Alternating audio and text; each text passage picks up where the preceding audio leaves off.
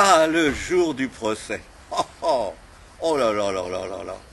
Quelle suite de catastrophes, quelle suite d'émotions, quelle suite de surprises le jour du procès. D'abord, on me réveille à 4 heures du matin. Los, Ausstehen, monsieur, tribunal, tribunal. La voix du Posten qui gueule dans ma cellule. Évidemment, j'écarquille les yeux et puis je me lève et je m'habille. Parce qu'il m'avait dit dépêchez-vous, dépêchez-vous, los, tribunal, tribunal. Bon, tribunal, on savait à peu près ce que ça voulait dire. C'était ou un interrogatoire, souvent avec torture, ou vraiment le tribunal, mais très rarement le tribunal. Bon, alors je m'habille. Et puis le type revient me chercher, mais pas le même, un Posten, c'est-à-dire un sentinelle avec le fusil à la main. Voilà. Et il me précède dans l'escalier et celui qui m'avait réveillé me suivait dans les escaliers et on descend jusque dans le sous-sol de la prison de Fresnes. Je ne sais pas si j'avais été le plus long à reprendre mes esprits, mais je suis arrivé l'avant-dernier. Et j'ai écarquillé les yeux en voyant le nombre de Pontoisiens qui étaient là dans le sous-sol de la prison de Fresnes et que je connaissais pas tous et qui sans doute allaient comme moi pour le procès de l'affaire Chabannes, puisqu'il y avait Chabannes, il y avait Butin, il y avait Jean-Paul Leport, il y avait Salahune, il y avait Martineau, il y avait De Martin-Pré, que je connaissais et que je reconnaissais. Et je me suis dit, merde alors, c'est vraiment ce que je me suis dit. Merde alors, mais ils en ont arrêté une palanquée. Moi je croyais qu'on était que 2 ou 3. Et puis tous les autres, là, qu'est-ce que c'est que ces gars-là? Un grand habillé en bleu marine, avec une espèce de caftan de marin, un espèce de petit rikiki souffreteux, là, voûté, mal habillé, l'air d'un pauvre air, d'un pauvre type, d'un misérable. Qui c'était ce gars-là? Et puis un autre, et puis un autre, et puis un autre. Mais qui c'est ces mecs-là que je connais pas? Bon. Il y en a un ou deux qui étaient derrière moi, qui arrivent. On était en rang, l'un en face de l'autre. Ça. Bon. Et puis à un moment, il y a un ordre donné. On nous fait mettre en file indienne, puisqu'on était au secret. Attention, on était au secret. On nous fait mettre en file indienne. Les sentinelles se rangent de chaque côté de la file indienne et on nous fait monter par les escaliers jusque dans une cour. Alors ça, c'est bien le système allemand. On était au secret depuis 3 mois. On était gardé au secret dans le sous-sol de la prison de Fresnes. On nous a fait mettre en file indienne à 3 mètres l'un de l'autre dans les couloirs pour pas qu'on puisse communiquer. On est arrivé dans la cour où il y avait un camion militaire et on a fait monter tout le monde dans le camion militaire. C'est typiquement allemand. On vous fout pendant des mois au secret et puis tout d'un coup, on vous colle tous dans le même camion. Alors évidemment, ça n'a été que échange de tuyaux. Dis donc, faudra pas que tu dises ceci, faudra pas que tu dises cela. Fais attention à machin. Avec Pierre Butin, c'est dommage, je ne peux plus arriver à me rappeler la combine qu'on avait trouvée avec Pierre Butin en mettant certaines actions sur le dos d'un garçon dont on savait qu'il venait de mourir après notre arrestation. On lui collait tout sur le dos. Je ne peux plus me rappeler ni l'histoire, si le nom du copain, ça va me revenir. Ça va me revenir. Jacques, c'est déjà Jacques, bon, ça fait rien.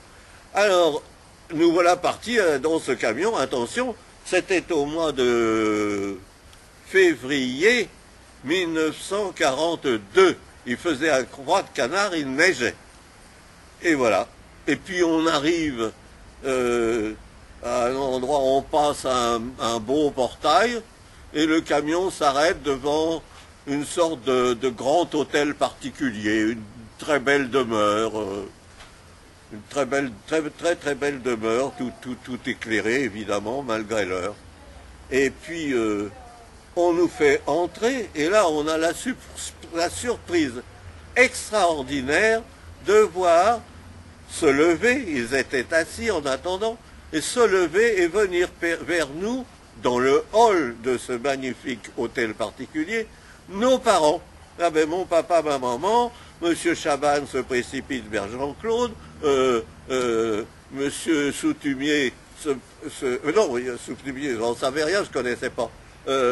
Qui je connaissais, enfin bon, les parents de ceux que je connaissais se précipitent vers leurs enfants, et à ce moment-là, y a un Allemand qui dit taisez-vous, taisez-vous, défense de parler, messieurs, mesdames, rasseyez-vous à vos places. Et il se rassoit à la place, on se fait coucou, et puis on avait juste eu le temps de s'embrasser. Et à ce moment-là, on nous fait rentrer dans une pièce. On rentre dans la pièce, et il y avait un banc des avocats sur la gauche, une grande table du tribunal, mais il n'y avait personne. Les avocats étaient à leur place, la table du tribunal, et sur le milieu de la pièce, une table basse, très solide, sur laquelle, oh, horreur, horreur, couverte d'armes. Mais couverte d'armes, et là j'examine les armes, et je ne comprends pas.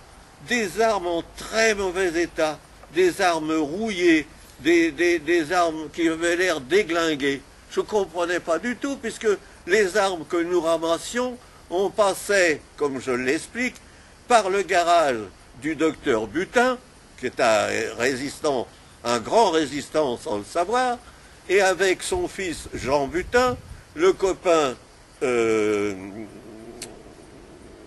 Godina, le copain Paul Lefort, on nettoyait les armes, on les démontait s'il était besoin, on les remontait et on barbotait au docteur Butin des boîtes de graisse rose dont on enduisait les armes pour les protéger de la rouille, et ensuite on entourait les armes de morceaux de chiffon, on leur faisait un véritable linceul de chiffon. Comment, c'est pas comme ça que ça s'appelle en égyptien. Une bandelette, une bandelette. Bon. Enfin, donc, dans ma tête, ces armes-là qui restaient un moment dans le garage de Monsieur Butin, du docteur Butin, et qui après partaient pour le jardin de Chaban, elles étaient dans des conditions impeccables de conservation, et étant donné que ça se passait, peu de temps, pas longtemps, il n'y avait même pas un an, entre la mise en terre des arbres et le procès, comment avait-il pu devenir aussi vilaine que celle qu'il y avait sur la table des pièces à conviction? Bon, on nous fait asseoir, on s'assoit. À ce moment-là, on ferme soigneusement la porte et les parents n'avaient pas le droit de rentrer ni même de regarder par le carreau. À ce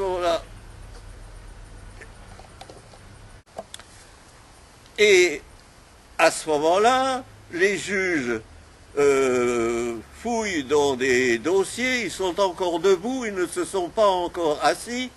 On n'a pas dit la cour, on ne s'est pas levé pour accueillir la cour. On a l'impression qu'ils sont venus regarder leur dossier avant de prendre une décision. Et c'est exactement ce qui a lieu. Ils sont venus fouiller dans leur dossier pour accorder un non-lieu immédiat à Sicot, Martineau, Salahune et Lefort, qui sont priés de sortir et qui rejoignent dans le hall nos parents. À ce moment-là, les juges repartent de la salle et puis ils reviennent avec leur... le nom m'échappe. Avec leur mortier, avec leur décoration, enfin ils reviennent en juge. On crie la cour, tout le monde se lève, ces messieurs s'assiedent. Le président du tribunal attire immédiatement, mais c'est fantastique, mais attire immédiatement la sympathie. Un brave pépère qui respire la bonté, qui respire, je ne sais pas, la mansuétude et la clémence. Les deux assesseurs, je ne me rappelle même plus, il y avait deux assesseurs insignifiants. Et les avocats. Le président du tribunal, j'ai son nom, je connais son nom, le président du tribunal, mais dites, vous vous êtes levé de bonne heure ce matin? Alors l'un d'entre nous dit, oui monsieur, nous avons été réveillés à 4 heures du matin. Avez-vous déjeuné? Ah non monsieur, nous n'avons pas pu déjeuner. Ah, ça c'est pas possible quand même, qu'on nous envoie des garçons comme ça qui n'ont pas déjeuné. Il appelle huissier, arrangez-vous là. Il faut un casse-croûte à chacun de ces garçons. Un sandwich ou quelque chose comme ça et une boisson chaude. Alors tout s'arrête. Tout s'arrête. Le tribunal feuillette ses paplards. Et nous on attend. Et en effet, on nous apporte un sandwich avec, au saucisson